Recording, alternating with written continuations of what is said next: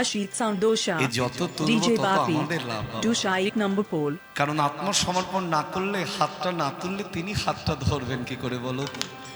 যেন হাগৌরি বলে ডাকতে পারি, হাগবর বলে ডাকতে পারি, হাগবর বলে ডাকতে পারি, জন্মে নাই জন্মে জন্মে গৌরী বলে ডাকতে পারি, জন্মে নয় জন্মে জন্মে গৌর বলে ডাকতে যেন পারি, গৌরী বলে নাচতে পারি, যেন গৌর বলে নাচতে পারি, যেন গৌর বলে নাচতে পারি, ওগো এ জন্মে নাই জন্মে জন্মে গৌরী বলে নাচতে ও পারি, গো এ জন্মে নয় জন্মে যেন জন্মে, গৌরী বলে নাচতে পারি, এ জন্মে নয় জন্মে জন্মে গৌর বলে নাচতে পারি, এ জন্মে নয় জন্মে জন্মে গৌর বলে নাচতে পারি। ওগো নিরন্তর এই মতে চাই, নিরন্তর এই মতে চাই, আবার নিরন্তর এই মতি চায়, আবার নিরন্তর এই মতি চায়। বৈষ্ণবের শেষ গ্রাস নহে যেনই অবিশ্বাস, আজি দন্তে তৃণ কহেন হরি, কহিন হরিদা ওগো দন্তে তৃণ ধরি কহেন হরিদাস স্বামী রে, দন্তে তিন ধরি কহে হরিদাস অস্বামী জয় জয় দন্তে তৃণ ধরি কহেন হরিদাস ও স্বামী রে, দন্তে তিন ধরি কহে হরিদাস অস্বামী জয় জয় দন্তে তিন তৃণ ধরি কহেন হরিদাস স্বামী রে, দন্তে তৃণ ধরি নিতাই গৌর। হরিদাস স্বামী জয় দন্তে তিন ধরি কহে হরিদাস স্বামী রে দন্তে তিন ধরি কহে হরিদাস স্বামী জয় দন্তে তিন ধরি কহে হরিদাস দন্তে তিন ধরি। বলো শ্রীকৃষ্ণ চৈতন্য মহাপ্রভু কি। জয়। আর একটু জোর হলে মনে হয় ভালো হতো না? এতগুলো মানুষ মিলে বললে বাবা মহাপ্রভুর কর্ণমূলে পৌঁছাতে হবে তো নাকি? বলো শ্রীকৃষ্ণ চৈতন্য মহাপ্রভু কি। জয়। বাহ বাহ বাহ, এই তো লেটার মার্ক। বলো জগৎগুরু শ্রীপাদ অবধূত নিত্যানন্দ প্রভু কি। জয়। বলো ঠাকুরানা ঠাকুর আমার শ্রী অদ্বৈতাচার্য প্রভু কি। জয়। বলো গদাধর পণ্ডিত কি। জয়। শ্রীবাস পণ্ডিত কি। জয়। শ্রীমতী প্রেমময়ী রাধা ঠাকুরানী কি। জয়। অনাদিরাদি গোবিন্দ কি। জয়। আপন আপন গুরু মহারাজ কি। জয়। অনন্ত কোটি সাধুগুরু বৈষ্ণব ভক্ত মণ্ডলী কি। জয়। আজকেরই হরিবাসর কি। জয়। হরিবাসরের কমিটি কি। জয়। উপস্থিত সদস্য ভক্তবৃন্দ কি। জয়। নিতাই গৌর হরি হরি বল, হরি হরি। বল। আজকের যে বিষয় আমি স্থির করেছি, কিন্তু ও আবার আমার কানে কানে আর একটা বলল। আমি স্থির করেছিলাম 6 গোস্বামীর 1 গোস্বামী রঘুনাথ দাস গোস্বামীর কথা বলবো, কিন্তু আমাকে লালাবাবুর কথা বলতে বলছে। না না, ভালো সব বাবা, যায়নি তাই বলো, সব ভালো, যায়নি তাই। লীলা আবার খারাপ হয়?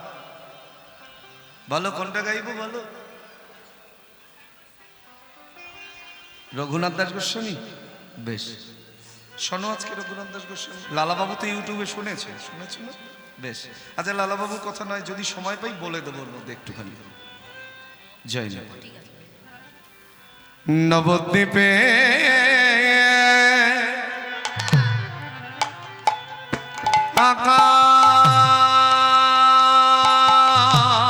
আকাশ মধুর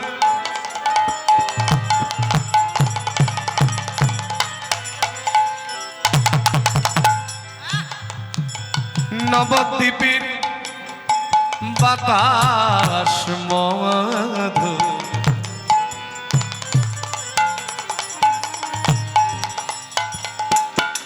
নবদ্বীপের যত কীটি পতঙ্গ তরুলতা আদি গুল্ম সবাই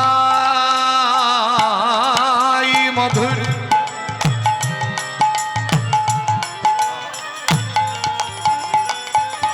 নবদ্বীপে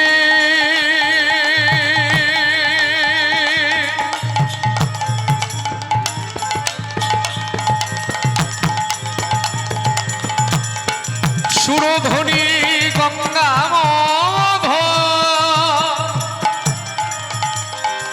নবদ্বীপের আমার গৌর হরির জন্মস্থানে মধুর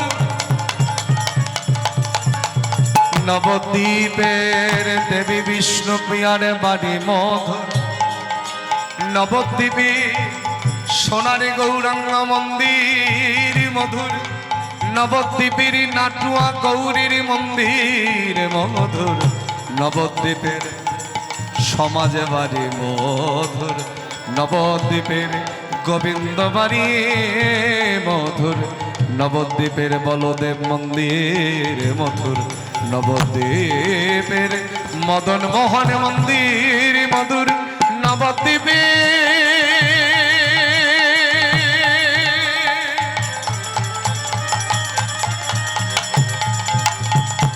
সাধু গুরু বৈষ্ণব মধুর নবদ্বীপের ধূলিকণা মধুর নবদ্বীপের সবাই মধুর মধুর মধুর মধুর মধুর মধুর মধুর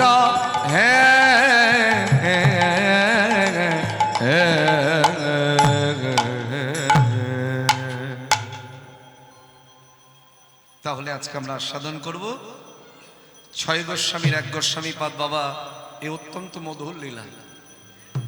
একটু আগে প্রণাম মন্ত্রে বললাম না, জয়রূপ সনাতন ভট্ট রঘুনাথ শ্রীজীব গোপাল ভট্ট দাস রঘুনাথ আছে, চিত্রপট আছে,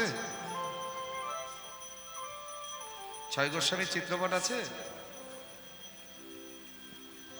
সেবা যখন করেন, ছয় গোস্বামীর সেবা করেন, সবাই আমার মুখের দিকে চেয়ে আছে। বাবা আপনার তো থাকা উচিত, এইখানে এইদিকে মায়েদেরও তো থাকা উচিত, আছে না? বেশ, কারণ ভজনশীল এই বাবার থাকা উচিত। ছয় গোস্বামীর এক গোস্বামী রঘুনাথ দাস গোস্বামী। মহাপ্রভুর আবির্ভাব হলো কত বৎসর? 538 বছর। খুব ভালো করে কথাগুলো বুঝবে, শুনবে। লীলাটা যখন গাইছি, কি করে মহাপ্রভুর চরণ পেল রঘুনাথ দাস গোস্বামী, কিভাবে তার বৈরাগ্য এলো, এগুলো আস্বাদন করতে হবে। বৈরাগ্য তার একদিনে আসে না, আস্তে আস্তে হয়। কিন্তু মনটা থাকতে হবে। মন যদি অন্যদিকে চলে যায় তাহলে কি আর বৈরাগ্য আসবে? আসবে না। মহাপ্রভুর আবির্ভাব 538 বছর। আর দাদা নিতাই চাঁদের আবির্ভাব, আমরা খুব ভাগ্যবান বা ভাগ্যবতী। এবছর নিতাই চাঁদের আবির্ভাব তিথি হলো 550তম। এই যে চলে গেল মাঘ মাসে, ভৈমী একাদশীর পরের দিন দ্বাদশী, ঠিক তার পরের দিন দেখবেন লেখা থাকে নিত্যানন্দ ত্রয়োদশী। ওই নিত্যানন্দ ত্রয়োদশীর দিন জগৎগুরু শ্রীপাদ অবধূত নিত্যানন্দের আবির্ভাব হয়েছে। আমার গৌরহরির থেকে নিতাই চাঁদ 12 বৎসরের বড় ছেলে, মাথায় রাখতে হবে। আর গৌরহরিকে যিনি নিয়ে এসেছিলেন গঙ্গা জল আর তুলসী দিয়ে, কবিরাজ গোস্বামী বললেন না, তুলসী দল মাত্রেন জলস্য চুলুকেন বা বিক্রি নীতি সমৎমানাং ভক্তেব ভক্ত বৎসল। এক গণ্ডুর জল আর একটি তুলসী পত্র যদি তার চরণে অর্পণ করা যায়, শুনেছি ভক্তের ভগবান নাকি ভক্তের কাছে দেখিয়ে যান। তাই তো হয়েছে। অদ্বৈতাচার্য প্রভু মহাপ্রভুর অনেক আগে এসেছেন। কোথায় এলেন? নদিয়া জেলার শান্তিপুরের মাটিতে। এখন 34 নম্বর জাতীয় সড়ক থেকে বাবলাপাটটা দেখা যায়। একটা সময় টোটালটাই ছিল সুরধনী গঙ্গা। এখন ওই আস্তে আস্তে চর পড়তে পড়তে পড়তে পড়তে শহর তৈরি হয়ে গেল শান্তিপুর থেকে খানিকটা দূরে চলে গেছে গঙ্গা। যদি কখনো যাও এগুলো দর্শন করে এসো। যে বাবলা পাটে বসে, শুরুতেই একটা কথা বলি, বাংলার মাটিতে জন্মগ্রহণ করে হিন্দু বাঙালি হয়ে, আপনি তো বাঙালি ছাড়া অন্য কিছু নন, আবার জাতে হিন্দু, হিন্দু বাঙালি হয়ে সনাতন ধর্মের মানুষ হয়ে যদি কেউ নিতাই গৌর না চেনে, তাহলে তার কীর্তন শোনাও যায় না শোনাও একই ব্যাপার। কারণ কীর্তন তো ছিল না বাবা। 5000 বছর আগে আমার রাধা গোবিন্দের লীলা আমরা জানলাম কি করে যদি গৌরহরি ধরার মুখে না আসতো? বৃন্দাবনের কোথায় কি আমরা জানলাম কি করে? নীলাচলের কোথায় কি আমরা জানলাম কি করে? যদি গৌরহরি না আসতো, জগৎবাসী কেউ জানতে পারতো না কোন ধামের কি মাধব। তাই গৌরহরিকে যিনি নিয়ে এসেছিলেন গঙ্গাজল তুলসী দিয়ে, তিনি হলেন শান্তিপুরের বুড়ো মালিক ঠাকুরানা ঠাকুর আমার শ্রী অদ্বৈতাচার্য প্রভু, যিনি মহাপ্রভুর চাইতে 52 বছরের বড় ছিলেন। তা তখনও গৌরহরির আবির্ভাব হয়নি। ঠিক সেই সময়কার কথা বলছি। হুগলি জেলার আদি সপ্তগ্রাম নাম শুনেছ? হুগলি জেলার আদি সপ্তগ্রামের কৃষ্ণপুর গ্রাম বলে একটি গ্রাম আছে। সেই গ্রামের জমিদার ছিলেন 2 ভ্রাতা। একজনের নাম হিরণ্য দাস আর একজনের নাম হচ্ছে গোবর্ধন দাস। তখনও মহাপ্রভুর আবির্ভাব হয়নি, সে 538 বছর আগের কথা বলছে। সেই সময়ের জমিদার, যাদের জমিদারি তালুক থেকে আয় হতো 1 বছরে 12 লক্ষ টাকা। ভাবুন, 538 বছর আগে যদি কারোর 1 বছরে 12 লক্ষ টাকা রোজগার থাকে, বর্তমান দিনে সেই অর্থের পরিমাণ কত ভাবুন তো।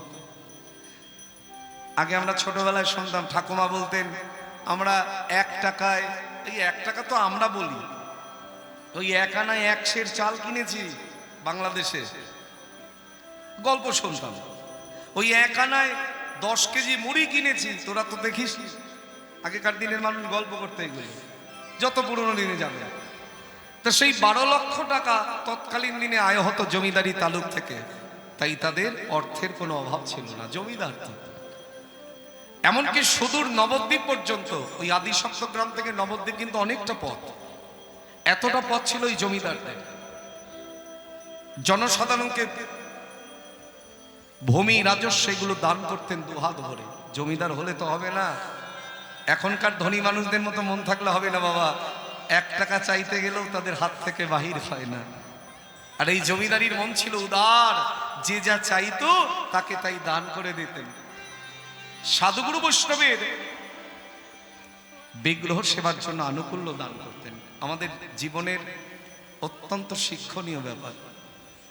ইহ জগতে আমরা হয়তো অনেকে বৈষ্ণব হতে পারি নাই, আমরা হয়তো ভক্ত হতে পারি নাই। মুখে যতই বলি না কেন ভক্ত বৈষ্ণব, এটা তো লক্ষণ নয়। বলে বৈষ্ণব হইয়া হবে নির অভিমান, জীবের সম্মান দিবে জানি কৃষ্ণ অধিষ্ঠান। আমরা হয়তো বৈষ্ণব হতে পারিনি, ভক্ত হতে পারিনি, কিন্তু যারা প্রকৃত বৈষ্ণব হয়েছে, যারা প্রকৃত ভক্ত হয়েছে, তাদের তো আমরা সেবা করতে পারি বাবা। কারণ তারা তো তাদের সেবার জন্য চায় না, তারা তার সেবার জন্য চায়।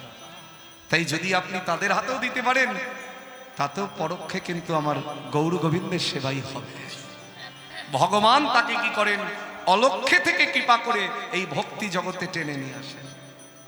তাই হিরণ্য গোবর্ধন তাই করতেন, সাধুগুরু বৈষ্ণবের সেবা করতেন, তাদের বিগ্রহ সেবার জন্য আনুকূল্য দান করতেন। এই যে প্রতিদিন সেবা করতেন, এর একটা ফল আছে। প্রতিদিন যদি কেউ সাধুর চরণ সেবা করে, বলে অনেক ভাগ্যের ফলে বৈষ্ণব আসিয়া মিলে, বৈষ্ণব সেবার করো আয়োজন, না দিয়ে বৈষ্ণব সেবা নিস্তারও পেয়েছে কেবা, তার সাক্ষী যুধিষ্ঠির রাজন। তা বৈষ্ণবের সেবা করা, ভক্তের সেবা করা, এর কি ফল নাই? তাই সাধুগুরু বৈষ্ণব 2 বাহু প্রসার করে বলেন, জমিদার বাবু, যেভাবে আপনারা এই সাধুগুরু বৈষ্ণবের সেবা করে চলেছেন, আমাদের ভজন যদি সত্য হয়, আমরা আমাদের শ্রী ভগবানের শ্রীপাদ পদ্মে এই নিবেদন রেখে যাই, আপনাদের এই বংশে এমন একজন পুত্র সন্তান জন্মগ্রহণ করুক যার ভক্তি ত্যাগ দেখে সারা জগতের মানুষ ভক্তি পথে চলে আসতে পারে। জানবেন, সবার আশীর্বাদ বিফলে গেলেও সাধুগুরু বৈষ্ণবের আশীর্বাদ কখনো বিফলে যায় না। এর কিছুদিনের মধ্যেই ওই কৃষ্ণপুরী পদার্পণ করলেন হিরণ্য গোবর্ধনের কুলগুরু যদুনন্দন আচার্য। যেমন তেমন গুরু নয়। এখানে একটা কথা বলে রাখি বাবা, যাকে তাকে গুরুর আসনে বসাবেন না। কারণ আপনি যাকে গুরু মেনে নেবেন, আগে জানতে হবে না সে গুরু হবার যোগ্য কিনা। কি ভুল বলছি? যার কাছ থেকে তার কাছ থেকে দীক্ষা গ্রহণ করবেন না। আমরা তো আবেগে পাগল, অনেকে কীর্তনিয়াদের কাছ থেকেও দীক্ষা নিয়ে নেয়। মহা মহা মহা মহা অপরাধ বাবা। গুরুদেব হতে গেলে আগে হতে হবে ব্রাহ্মণ সন্তান, প্রথম পয়েন্ট। দ্বিতীয় পয়েন্ট হচ্ছে সৎ চরিত্রবান হতে হবে। গুরুদেব যদি বিবাহিত হয় কোনোদিন পরস্ত্রীর সঙ্গ করতে পারবে না, দ্বিতীয় পয়েন্ট। তৃতীয় পয়েন্ট হচ্ছে তাকে পাণ্ডিত্য অর্জন করতে হবে। চতুর্থ পয়েন্ট হচ্ছে গুরুদেবের কাছে কোটিপতি শিষ্য যেমন হবে, রাস্তার ভিখারি শিষ্য ঠিক তেমন হবে, তবে সে গুরুদেব। কিন্তু আমাদের এখনকার গুরুদেব কেমন? মানে কানে দেয় ফিসফিস আর মাসে মাসে চাঁদা দিস, তাই তো হয় না? কি ভুল বলছি? আপনার যদি দেবার ক্ষমতা থাকে গুরুদেব 14 বার যাবে, আর যদি দেবার ক্ষমতা না থাকে তার মুখের পানেও চাইবে। কিন্তু আমি ধন্য বা আমরা ধন্য এমন একজন গুরুদেব পেয়ে বাবা, যার কোনো লোভ লালসা কিচ্ছু নাই, শুধু তার কৃষ্ণ প্রেমের আশা। সত্যি আমার গুরুদেবকে দেখি, হয়তো বলবেন নিজের গুরুদেব বলে এত বড় করছো। বাবা, যার যার গুরুদেব তার তার কাছে বড় হয়, কিন্তু গুরুদেব যদি গুরুদেবের মতন হয়, আজকের যে সুরজিৎ বসু এখানে দাঁড়িয়ে আছে, বিশ্বাস করো বাবা, এটা পূর্ণ শক্তি আমার শ্রী গুরুদেবের। তিনি যদি হাতটা আমার মতো নদুমের মাথায় না রাখতেন, আমার নিতাই গৌর বলে কাদার শক্তি জীবনে হতো না গো। জয় জয় শ্রী গুরু, গুরু আমার প্রেম কল্প। জয় জয় শ্রী গুরু, গুরু আমার প্রেম কল্প তরু। বলে জয় জয় শ্রী গুরু, গুরু আমার প্রেম কল্প তরু। জয় জয় শ্রী গুরু, গুরু আমার প্রেম কল্প তরু। আরাদিভূত যাক প্রকার, আরাধিভূত যাক প্রকার। বলে হিয়ার আগে গান তেমির বড় আবার হিয়া আগে আনো, তিমির বড় জ্ঞান। আবার সুচন্দ্র কি রনে করুণা, আবার সুচন্দ্র কি রনে করুণা। আবার সুচন্দ্র কি রনে করুণা। আবার সুচন্দ্র কি রনে অদ্ভুত প্রকাশ দিল আজি অতি অদ্ভুত প্রকাশ পেল উলুধ্বনি জয়ধ্বনি বলে আজি অতি অতি অদ্ভুত প্রকাশ পেল আমার পরমে দয়াল শ্রী গুরু দেবের অতি অদ্ভুত প্রকাশ দিল আমার পরম দয়া শ্রী গুরু দেবে জীবের অজ্ঞান ধারে দূরি করে মারলা আমার পরম দয়াল শ্রী গুরু দেবে জীবের অজ্ঞান ধারে দূরি করে মারলা আমার পরম দয়াল শ্রী গুরু দেবে বলে অতি অদ্ভুত প্রকাশ পেল এ হলো চরণ আনন্দ ধাম গুরু দে ইহ লোচনয়া নন্দধাম বলে অযাচিত এখান পতিত খেলি জপ যাচি দেওয়াল হরিনাম আমায় যেচে সেধে নাম দিয়েছে আমায় যেচে সেধে নাম দিয়েছে আমায় যেচে সেধে নাম দিয়েছে আমায় যেচে সেধে নাম দিয়েছে আমার পরম দয়া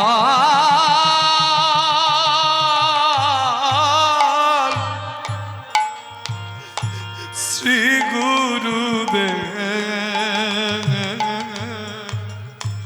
আমায় যেচে সেধে নাম দিয়েছে আমারই পরম দয়া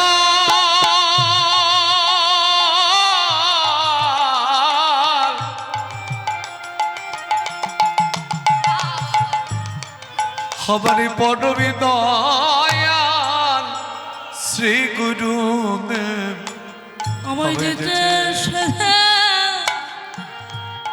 নাম দিয়েছে এই অজ্ঞান ধারে দোর করে মারে লাগে আমায় যেচি সেধে নাম দিয়েছে ওই অজ্ঞান আধার দূর করবার লাগি যেচি সেধে নাম দিয়েছে নিতাই গৌর হরি হরি দূর করবার লাগি যেচে সেধে নাম দিয়েছে অজ্ঞান আধার দূর করবার লাগি আমায় যেচে সেধে নাম দিয়েছে এ হলো জনয়ানন্দ ধামে গুরুদেব ইহ লোচন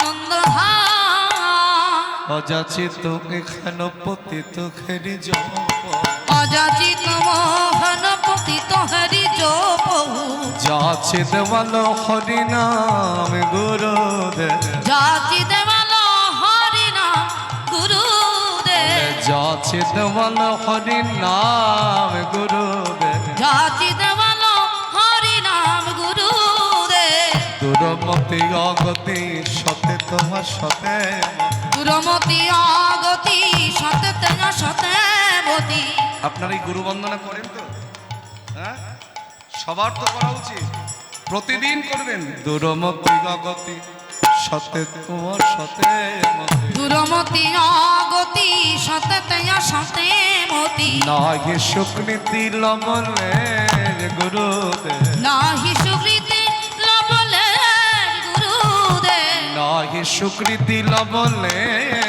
গুরুদেব নাহি সুকৃতি লবলে গুরুদেব শ্রী বৃন্দাবন যুগল ভজন ধন শ্রী বৃন্দাবন যুগল ভজন ধন আমার শ্রী বৃন্দাবন যুগল ভজন ধন শ্রী বৃন্দাবন যুগল ভজন ধন মুখে করলয় উপদেশ গুরুদেব মোহে করল উপদেশ গুরুদেব মুখে করলয় উপদেশ গুরুদেব মোহে করল উপদেশ গুরুদেব নিরমল গৌর প্রেম রস সিঞ্চনে নিরমল গৌর প্রেম রস সিঞ্চনে নিরমল গৌর প্রেম রস সিঞ্চনে নিরমল গৌর প্রেম রস সিঞ্চনে পুরল জগ মনয়ার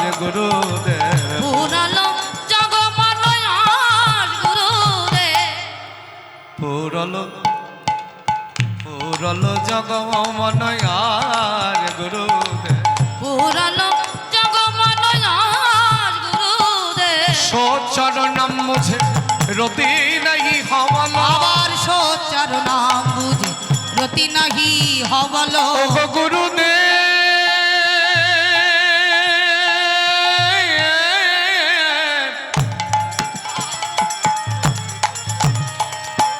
ও হে গুরুদেব গুরুদেব সোচরণম মুঝে রতি নাকি হবল সোচার নাম বুঝে রতি নাহি হবল রবত বৈষ্ণব দাস গুরু রমত বৈষ্ণব দাস গুরুদেব রবত বৈষ্ণব দাস গুরুদেব রমত বৈষ্ণব দাস গুরুদেব বলো গুরুদেবী কি জয় জোরে হলো কি কই জোরে হয়েছে আরেকটু জোরে হবে বলো গুরুদেবী কি জয়। আহা, এই তো যার যার গুরুদেব তার তার কাছে বড় হয় বাবা। এই যে যদুনন্দন আচার্য হিরণ্য গোবর্ধনের কুলগুরু, তিনি কার কাছ থেকে শিষ্যত্ব লাভ করেছেন? শান্তিপুরনাথ সীতানাথ অদ্বৈত আচার্যের কাছ থেকে। এই লীলাগুলো শুনলে ভজন বাড়বে বাবা। যিনি ভক্তি জগতের নিষ্কিঞ্চন বৈষ্ণব, যার মধ্যে কোনো কামনা বাসনা নাই, চাওয়া পাওয়া নাই, শুধু ভক্তির অসিঞ্চন আছে বাবা। তা গুরুদেব যখন গৃহে আসে তখন কি করি আমরা? গলায় বস্ত্র দিয়ে গুরুদেবের চরণ দুটো জড়িয়ে ধরে আগে প্রণাম করি। আর ঘরে যদি কুলবধূ থাকে বা মায়েরা থাকে তখন কি করে? কেউ কেউ কেশ দিয়ে গুরুদেবের চরণটা মুছিয়ে দেয়, কেউ কাপড়ের অঞ্চল দিয়ে গুরুদেবের চরণটা মুছিয়ে দেয়। আর ভাগ্যে হয় কি না হয়, এমন গুরুদেব পেয়েছে। তাই হিরণ্য গোবর্ধন কি করলেন? গললগ্নকৃত বহির্বাসে গলায় বস্ত্র দিয়ে গুরুদেবকে অন্তপুরে নিয়ে। এই হিরণ্য গোবর্ধন এরা ছিল কায়স্থ মজুমদার। মজুমদার পদবী আছে জানেন তো? মজুমদার পদবী কাদের হয়? আগেকার দিনে কাজের উপরে ভিত্তি করে পদবী তৈরি হতো। যে কাপড় কাচতো তাকে বলা হতো ধোপা, যে চুল কাটতো, নামটা আবার বলা যাবে না, অনেকে রেগে যায়, ভালো নামই বলি, নরসুন্দর।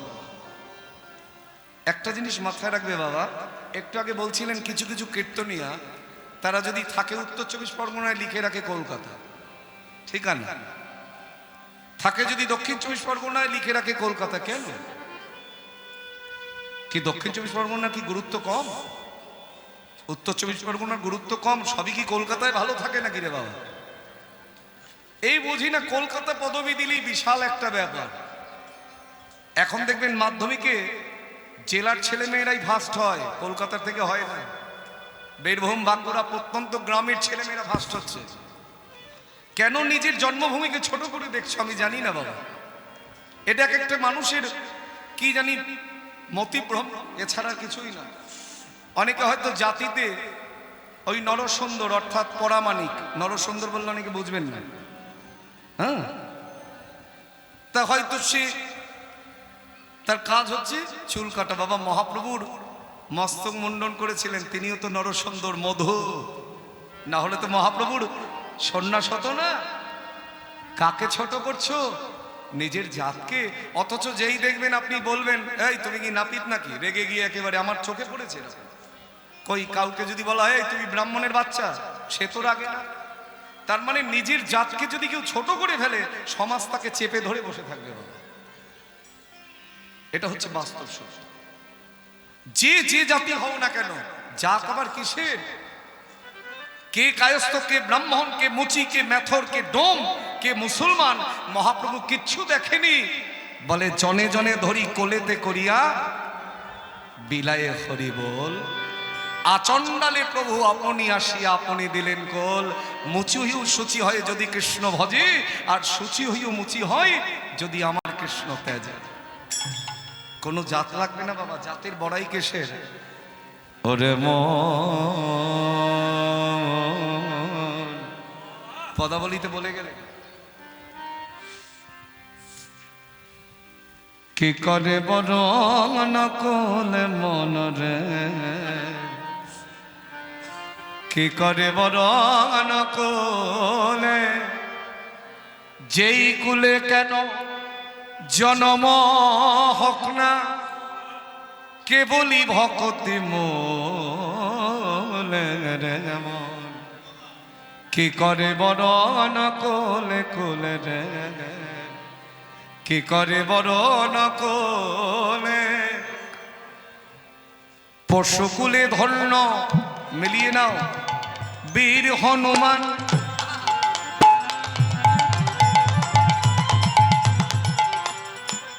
হনুমানের জন্ম কোন কুলে? মনুষ্য কুলে। পশুকুলে জন্ম বীর হনুমান, শ্রীরাম ভক্ত রাজ।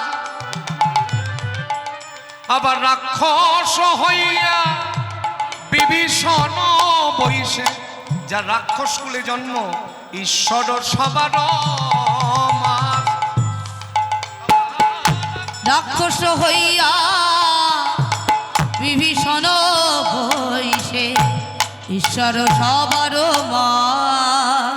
বলো না কি কুল বিদুরে না ছিল,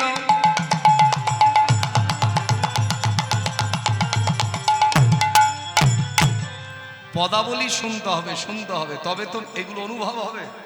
কি লিখেছেন? হরি বল হরি বল। বলো না কি কুল বিদুরে না ছিল, খাইলা যাহার ঘর। আবার চণ্ডাল হইয়া মিতালি করিল গুহাক চণ্ডাল বর।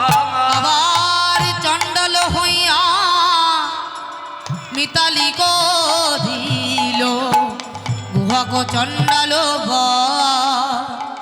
দৈত্যের ঔরসে প্রহ্লাদ জনমে,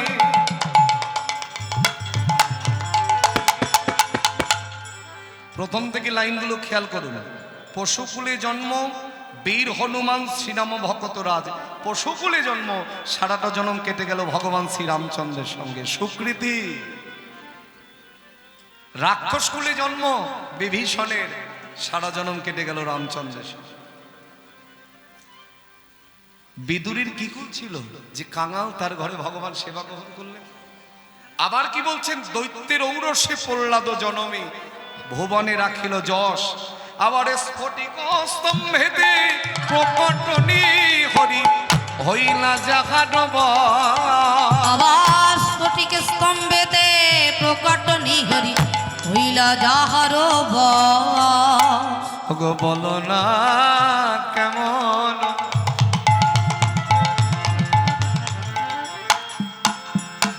করেছে সাধন ওই গোকুলে কোপের নারী।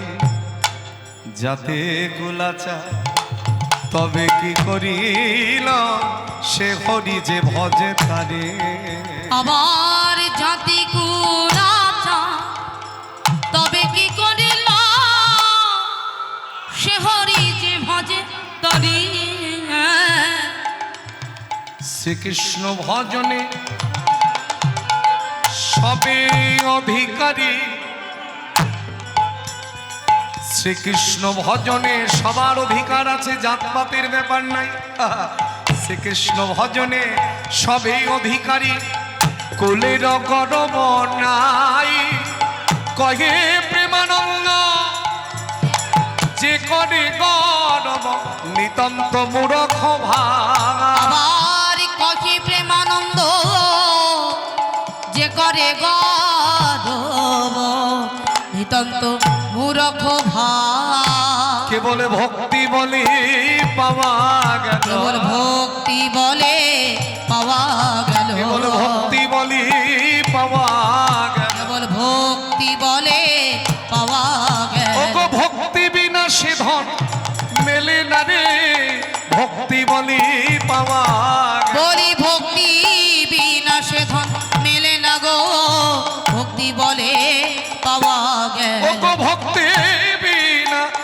ধন মেলে না গো বলি ভক্তি বল পাওয়া গেল হরি হরি ভক্তি বল। বিনা সেধন মেলে না রে ভক্তি বলি পাওয়া গেল ভক্তি বিনা সেধন মেলে না রে কেবল ভক্তি ভক্তি বলে পাওয়া গেল কহে প্রেমানন্দ যে করে গরব নিতন্ত মূরখ ভাই আমার। আবার কহি প্রেমানন্দ যে করে গৌরব নিতান্ত রক্ষ তাই হিরণ্য গোবর্ধন তারা ছিল কায়স্থ মজুমদার, তারা কিন্তু ব্রাহ্মণ নয়, বৈষ্ণব নয়। কিন্তু একটা কথা আছে দেখবেন, শুদ্ধ ভক্ত নহি সে যে বৈষ্ণবেরও প্রায়। বৈষ্ণবেরও প্রায় মানে বৈষ্ণব না হয়েও বৈষ্ণবের মতন তাদের আচরণ ছিল, তাই বললেন বৈষ্ণবেরও প্রায়। আর গোবর্ধন পত্নী তিনি ছিলেন বড় ভক্তিমতী নারী। গুরুদেব যখন গৃহে আসে দেখবেন যারা ভজনশীল মানুষ গুরুদেবের সেবায় তারা রত হয়ে যান। হে গুরুদেব আবার কবে তোমায় পাবো। গুরু সেবার সবকিছুর আয়োজন গোবর্ধন পত্নী নিজের হাতে করতেন। একটা কথা জানবেন বাবা, যতদিন হরি কথার আনন্দ থাকে পৃথিবীর সব আনন্দ আমরা ভুলে যাই, তাই না? এর চাইতে বড় আনন্দ জগৎ সংসারে আছে মা? একটু বুকে হাত দিয়ে বলো, এই আনন্দটা কেন বড় আনন্দ? কারণ এই আনন্দ আমার পরমেশ্বর ভগবানকে আনন্দ দান করে, তাই তো এটা সব থেকে পৃথিবীর বড় আনন্দ। আমি যদি একা আনন্দ করি সেটা আনন্দ নয়, তুমি যদি একা আনন্দ করো সেটা আনন্দ নয়। যে আনন্দ তাকে আনন্দ দান করতে পারে না সেটা কখনো আনন্দ হতে পারে না বাবা। তাই হরিকথার আনন্দ যতদিন হবে আপনারা আশায় বসে থাকেন কবে দেওয়ানগঞ্জ বাদামতলায় হরিবাসর হবে। আর ওই যে রূপকার এই হরিবাসরে যিনি রূপ দিচ্ছেন, এই রকম মানুষ যতদিন পৃথিবীতে থাকবে আরো 5টা মানুষের মঙ্গল হবে বাবা। কারণ জানবেন কৃষ্ণ কথা বলার মানুষ অনেক মেলে, কিন্তু কৃষ্ণ কথা শোনার মানুষ সহজে মেলে না। তাই এই বৃন্দাবন তৈরি করা এটা বড় কঠিন। আর এই বৃন্দাবনের মাঝে তোমরা সবাই বসে আছো,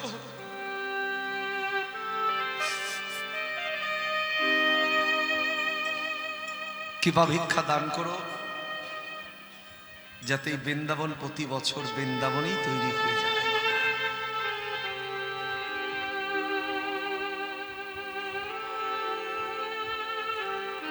আশীর্বাদ নয়, তাকে আমরা সবাই যেন একটু কৃপা ভিক্ষা দান, যাতে হরিবাসর এইভাবেই বজায় থাকে। প্রেম না থাকলে হরিবাসর হয়, ভালোবাসা না থাকলে হরিবাসর হয়।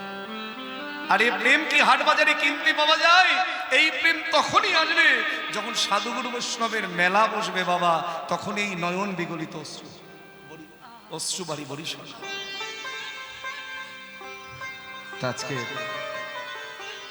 গুরুদেব যখন চলে যাবেন, হরিকথার আনন্দ এতদিন ছিল, গুরুদেবের শ্রীমুখে হরিকথা হতো জমিদার ভবনে, আনন্দের ঢেউ বয়ে যেত হরিকথার, কিন্তু সব আনন্দেরই তো শেষ আছে। কথায় বলে দুঃখের নিশি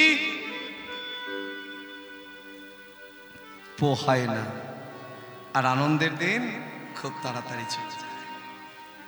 কখন যে এই দিনগুলো চলে যাবে কেউ জানি না। তা গুরুদেব যখন চলে যাবেন, হিরণ্য গোবর্ধন 2 জমিদার ভাই এসে গুরুচরণে পতিত হয়েছেন। ওগো গুরুদেব,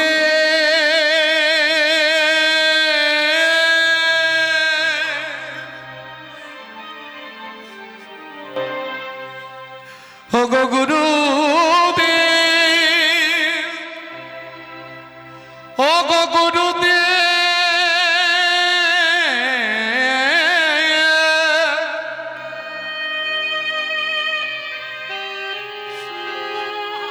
ওগো গুরুদেব। গুরুদেব আপনি চলে গেলে এই হরিকথার আনন্দ যে শেষ হয়ে যাবে। যতদিন আপনি ছিলেন, হরিকথার কত আনন্দ আমরা পেয়েছি, আর আপনি চলে গেলে হরিকথা কে বলবে? হিরণ্য, গোবর্ধন, একবার ভেবে দেখো, তোমাদের মতন তো আমার অনেক শিষ্য আছে। আমি কি চিরদিন তোমাদের কাছে থাকতে পারবো? ঠিক এমন সময় গোবর্ধনের স্ত্রী গুরুদেবের চরণ ধরে কাঁদছেন। গুরুদেব, জানি আপনাকে সংসার মাঝে বেঁধে রাখার মতো ক্ষমতা বা শক্তি আমাদের নাই, কিন্তু আপনি চলে যাবার আগে আপনার চরণে আমার একটা নিবেদন আছে। শুনেছি গুরুদেবের কৃপা হলে নাকি কোনো বাসনাই অপূর্ণ থাকে না। তাই যদি হয়, আমি ভিক্ষার আঁচলটা পেতেছি। ওগো দয়াল গুরুদেব, কৃপা করো মোদের, তব কাছে ভিক্ষা চাই, ভিক্ষা চাই।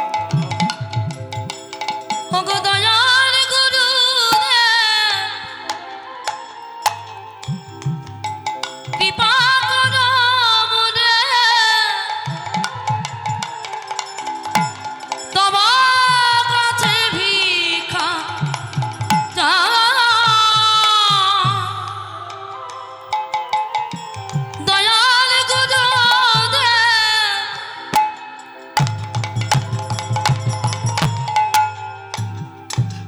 কৃপা করো মোরে, তব কাছে ভিক্ষা চাই। আমারই ধন জনমদের কোনো অভাব নাই, ধন জনমদের কোনো অভাব নাই। ওগো গুরুদেব,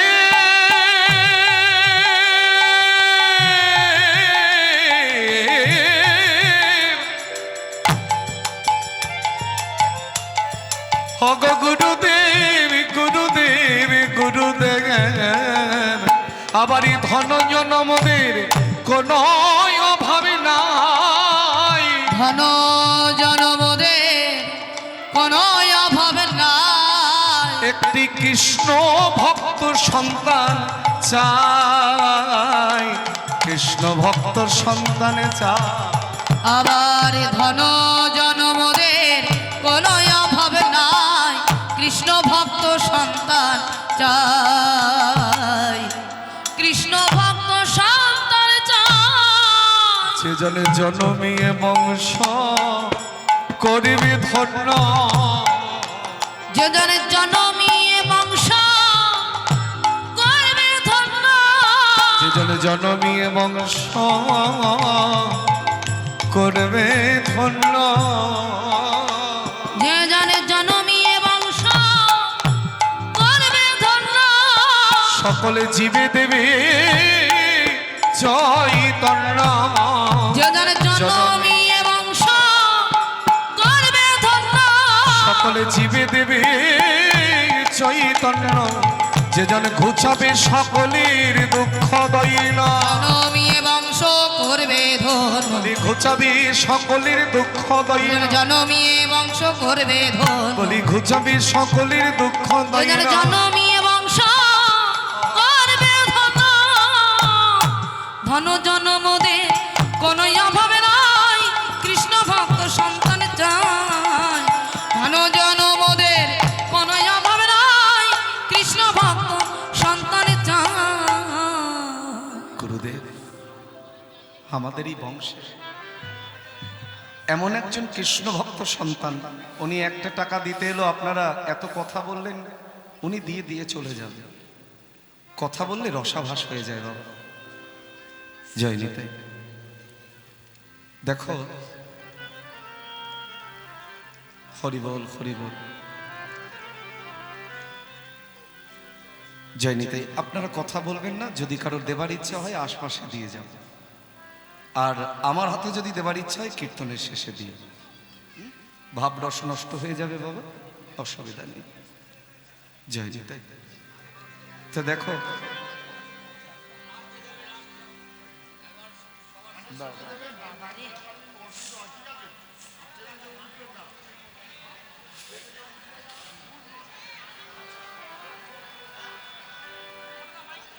জয়নিতাই ভক্তচরণ নিবেদন, কেউ আসবেন না, যার দেবার ইচ্ছা কীর্তনের শেষে দেবেন, ঠিক আছে? কি চাইলেন গুরুদেবের কাছে? টাকা দাও, পয়সা দাও, ধন দাও, ঐশ্বর্য দাও না। গুরুদেবের কাছে গোবর্ধন পত্নী চাইলেন এমন একটা সন্তান দাও সে যেন কৃষ্ণ ভক্ত তৈরি। এই বংশে এমন একটি পুত্র সন্তান জন্মগ্রহণ করুক যার ভক্তি ত্যাগ দেখে সারা জগতের মানুষ ভক্তি পথে চলে আসতে। এটা কিন্তু ইউটিউবে লাইভ হচ্ছে বাবা, মাথায় রাখতে হবে, রসাভাস যেন না হয়। এত ভালো হরিবাসরে পাওয়া যায় না সহজে। একটা সংসার গড়তে অনেক কষ্ট বাবা, ভেঙে ফেলতে কষ্ট নাই। আজকে ও গিয়ে যখন কাঁদছিল যে কালকের বৃষ্টি দেখে, বললাম এটা তো কারোর হাতে নয় ভাই, কারণ শীত গ্রীষ্ম বর্ষা সবই তো তার হাতে। কখন কি হবে কেউ কি বলতে পারে বাবা? যাই আসুক না কেন আমাদের মন যেন স্থির থাকে, তবেই দেখবেন ভজন সত্য হবে। শ্রী গুরুদেব যদুনন্দন আচার্য বলছেন, মাগো আমি হলাম সাধন ভজনই নগ্নজীব, আমার ইচ্ছাই কি কিছু হবে? এত বড় মাপের গুরুদেব যিনি ভক্তি জগতের নিষ্কিঞ্চন বৈষ্ণব, তিনি বলছেন সাধন ভজনই নগ্নজীব, আমার ইচ্ছায় তো কিছু হবে না। তাই আমি আমার শ্রী ভগবানের কাছে প্রার্থনা জানিয়ে রাখি, তোমারই পরমার্থিক চাওয়া পাওয়ার কথা আমার শ্রী ভগবানের শ্রীপাদ পদ্মে এই নিবেদন রেখে যাই।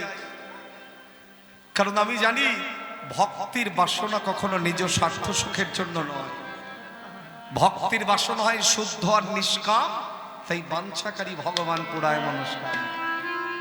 অভক্তের বাসনা সদা স্বার্থময়, লোভ আর লালসাতে জগৎ রসাতলে যায়, তাই না? ভক্তির বাসনা হয় শুদ্ধ আর নিষ্কাম, তাই বাঞ্ছাকারী ভগবান পুরায় মনস্কাম। অভক্তির বাসনা সদা স্বার্থময়, লোভ আর লালসাতে জগৎ রসাতলে যায়। তাই মাগো আমি শ্রী ভগবানের শ্রীপাদ পদ্মে এই নিবেদন রেখে যাই, তোমারই বংশে এমন একটা পুত্র সন্তান জন্মগ্রহণ করুক যার ভক্তি ত্যাগ দেখে সারা জগতের মানুষ ভক্তি পথে চলে আসতে পারে। গুরুদেব চাইলে হবে না তা হয়, এলো সেই শুভ দিন। মাথায় রাখবেন, আমাদেরও সংসার করবার আগে এটা চিন্তা করা দরকার যে ভগবানের কাছে চাইব কি এমন একটি পুত্র সন্তান জন্মগ্রহণ করুক, আবার যদি কৃপায় কন্যা সন্তান হয় সে যেন কৃষ্ণ ভক্তিমতী হতে পারে। এটাই চাওয়া পাওয়ার কিছু না। এলো সেই শুভ দিন, 1416 শকাব্দ, বাংলা 901 বঙ্গাব্দ, ইংরাজি 1495 খ্রিস্টাব্দ। মাথায় থাকবে। যদি কেউ বলে রঘুনাথ দাসের জন্ম কবে, কি কি বললাম? 1416 শকাব্দ, বাংলা 901 বঙ্গাব্দ, ইংরাজি 1495 খ্রিস্টাব্দ। গোবর্ধনের ঘর আলো করে এলো এক পুত্র সন্তান।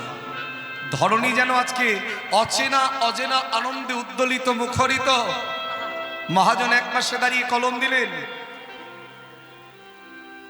কৃষ্ণপুরী নাম আদি সপ্তগ্রাম, জমিদার হিরণ্য গোবর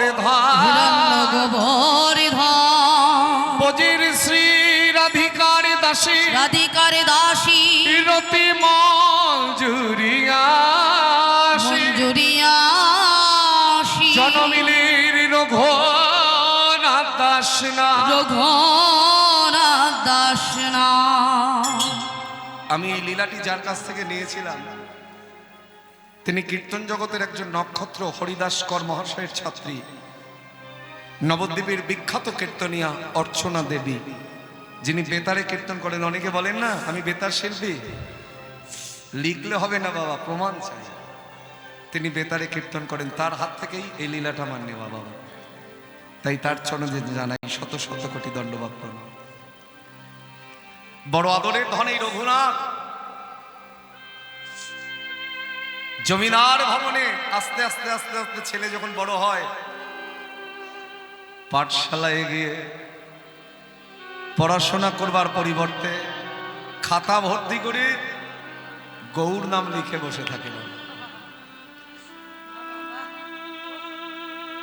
খেলা তো সকাল থেকেই শুরু। বলে যার হবে ওই ছোটবেলা থেকেই বোঝা যায়, বল যার হয় বলে না তার নয়তেই হয়, আর যার হয় না বৃদ্ধ বা বৃদ্ধা হয়ে মরে যাবার সময় হলেও তার ভজন হবে না। তাই পাঠশালায় গিয়ে খাতা ভর্তি করে গৌর নাম লেখে আর কি বলে, প্রভু গয়াময়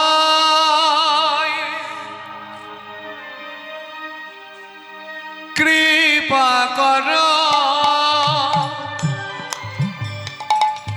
দয়া কর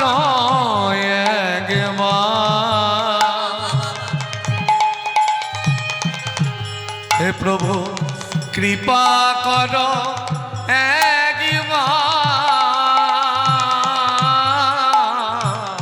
প্রভু গোয়াবা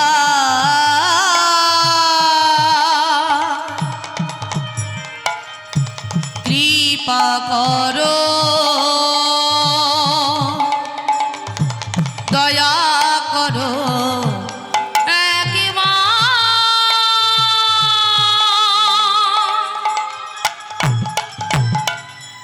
কৃপা করো একবার।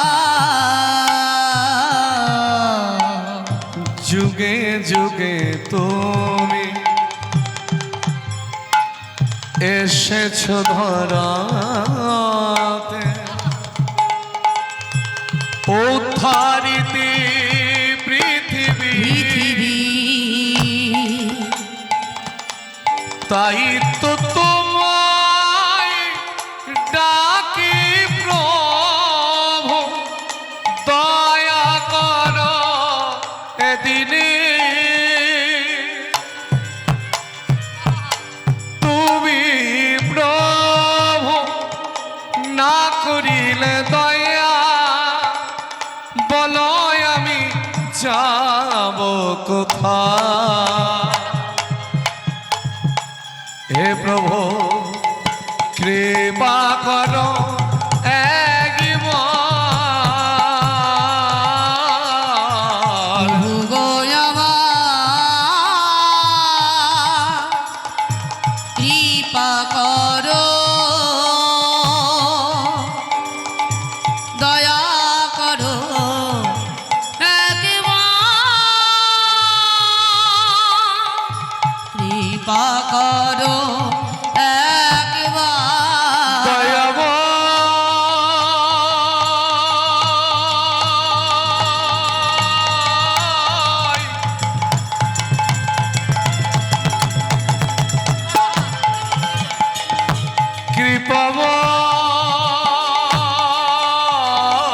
কৃপাময়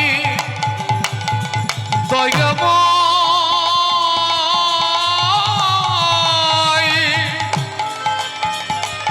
তুমি কৃপাময়, তুমি কৃপাময়, তুমি কৃপাময়।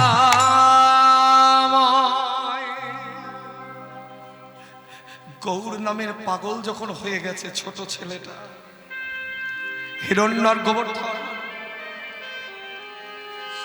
চিন্তা করছেন এ সন্তান তো যেমন তেমন নয়। পিতার জ্যাঠামশাই বুঝতে পেরে তাদের এই কুলগুরু যদুনন্দন আচার্যের কাছ থেকে কৃষ্ণ মন্ত্রে দীক্ষা দিলেন। দীক্ষা যখন গ্রহণ করেছেন গৌর পাবার আকাঙ্ক্ষা যেন দ্বিগুণ হয়ে গেল।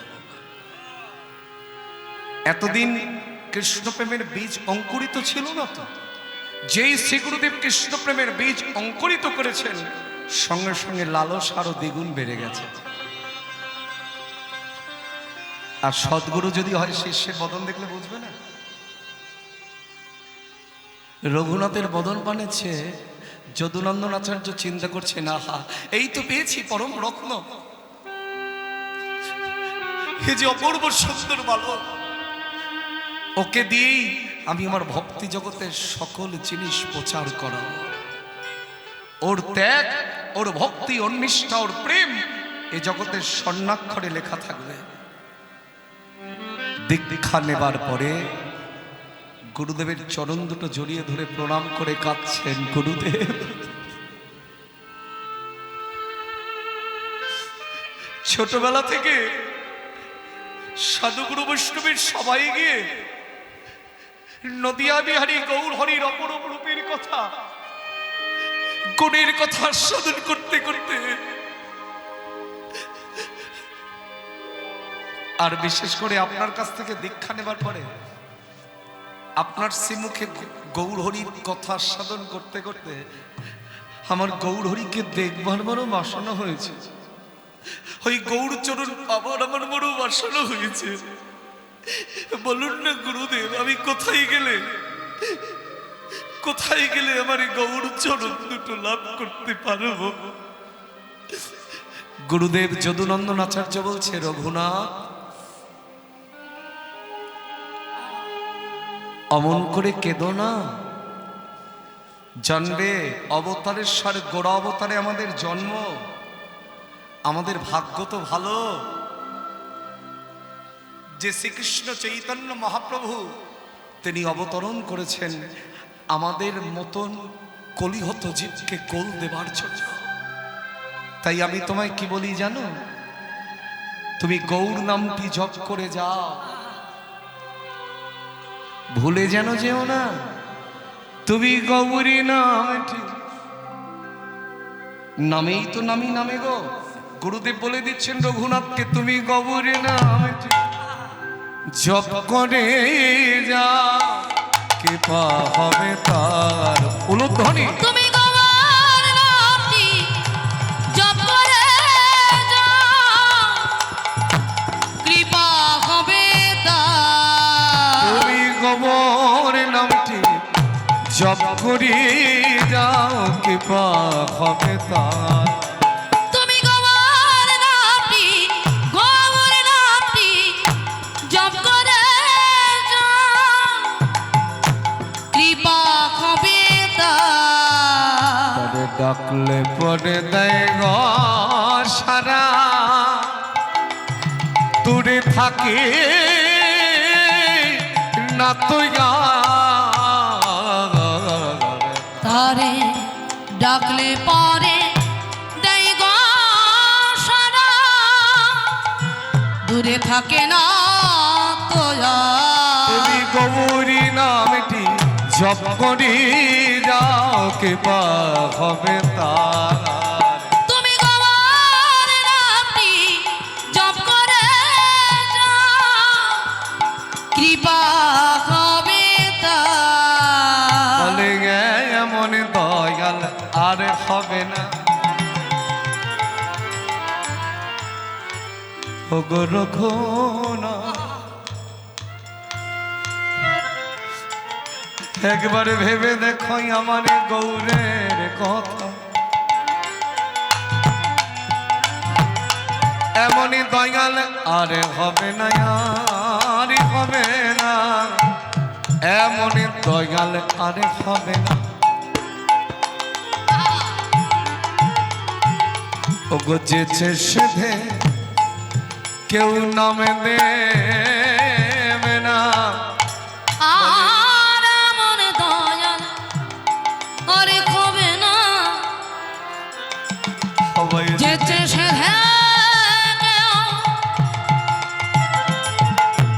নাম দেবে না। ধরলাও বলি প্রেম বিলালা, ধরলাও বলি প্রেম বিলালা, ধরলাও বলি প্রেম বিলালা, ধরলাও বলি প্রেম বিলালা, ধরলাও বলি প্রেম বিলালা, প্রেমের অবতার। ধরলাও বলি, ধরলাও বলি, ধরলাও বলি প্রেম বিলালা। অবতারে তুমি গৌর